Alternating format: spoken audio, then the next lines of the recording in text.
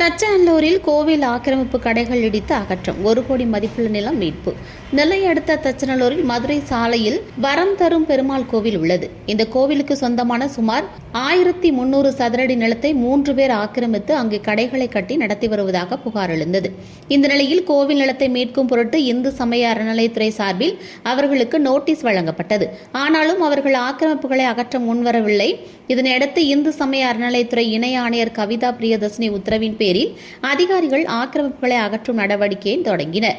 இந்து சமய அறநிலையத்துறை உதவி ஆணையர் சுப்புலட்சுமி, இந்து சமய அறநிலையத்துறை ஆலய நிலங்கள் தனி தாசில்தார் வள்ளிநாயகம், கோவில் நிர்வாக அதிகாரி பிரியதர்ஷினி, ஆய்வாளர் செல்வி, கிராம நிர்வாக அலுவலர் சந்திரசேகர் ஆகியோர் முன்னிலையில் நிலம் மீட்கப்பட்டதோடு அனைத்து கட்டிடங்களும் சீல் வைக்கப்பட்டது.